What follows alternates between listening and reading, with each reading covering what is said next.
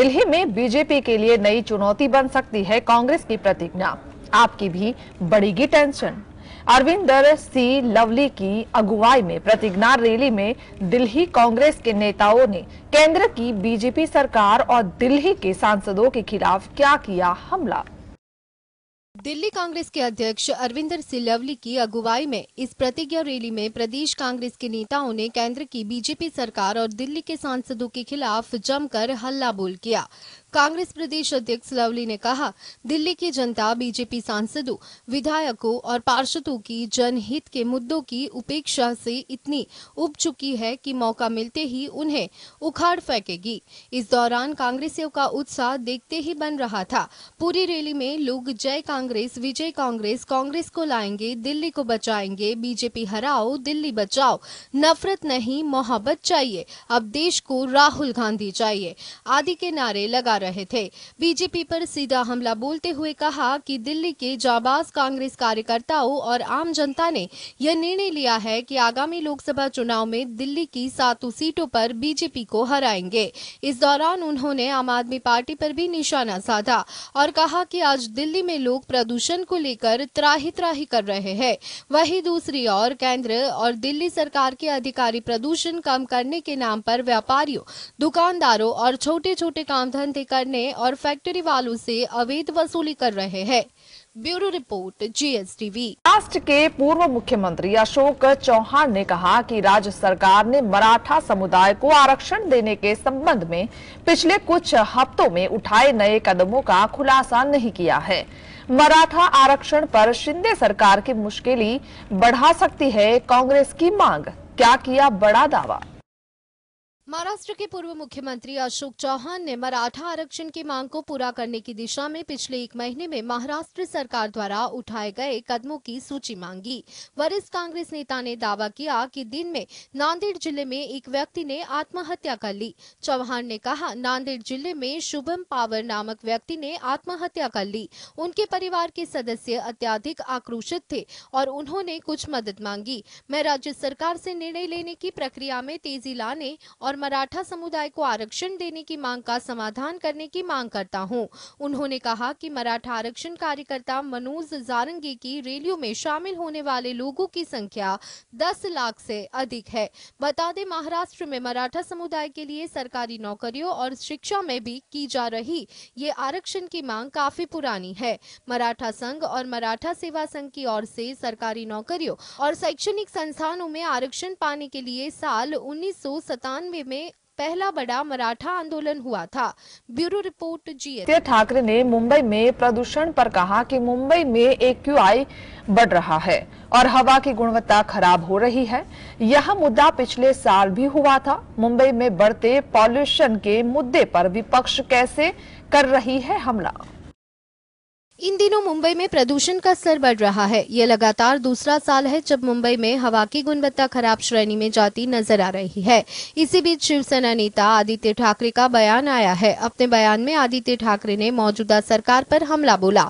शिवसेना नेता आदित्य ठाकरे ने कहा कि मुंबई में AQI बढ़ रहा है और हवा की गुणवत्ता खराब हो रही है।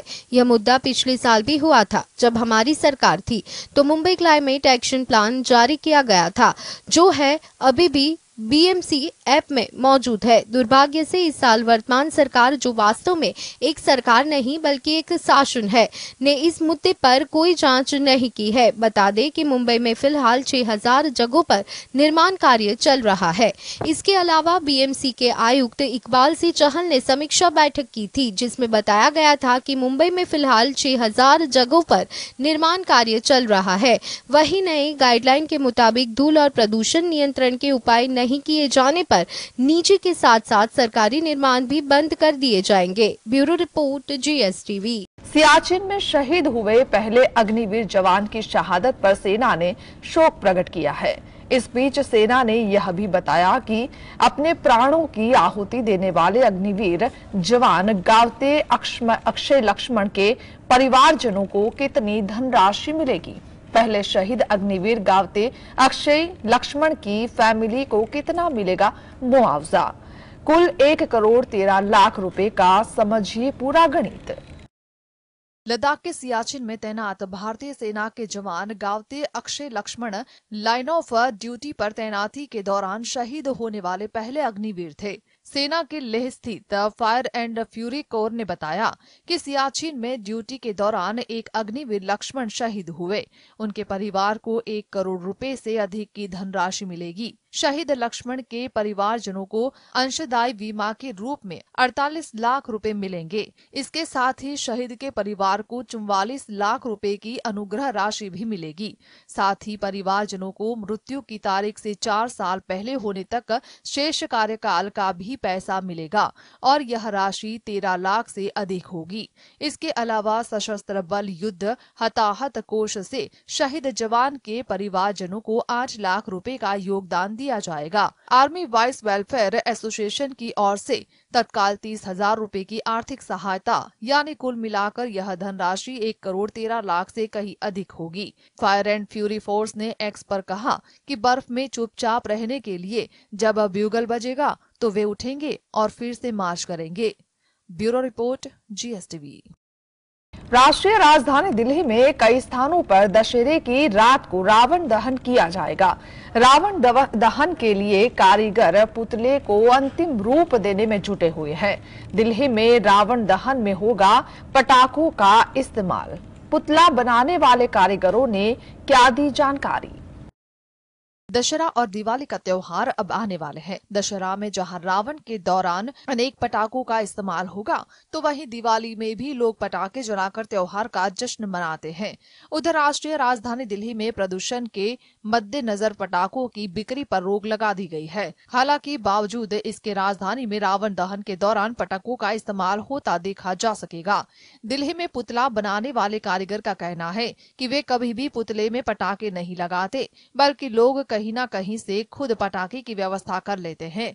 हमारा काम केवल रावण का पुतला बनाना है, हम केवल रावण देते हैं, यह उनके हाथ में है कि वे उसमें क्या डालते हैं। अब तक उन्होंने कुल 50 पुतले बनाए हैं, जिनकी अभी डिलीवरी नहीं हुई है। इसे ही बनाने में काफी वक्त लग जाता है। पटाखों से दुर्घटना होने की खबर भी सामने आ रही है। ऐसे में एक घटना शास्त्री पार्क इलाके में हुई, जहां पटाखे से एक बच्चे की आंख की रोशनी चली गई। पुलिस ने इस मामले में जांच शुरू कर दी है। पुलिस अब तक उस व्यक्ति का पता नहीं लगा पाई है जिसने वहां पटाखा फोड़ा था। Bureau report, GSTV।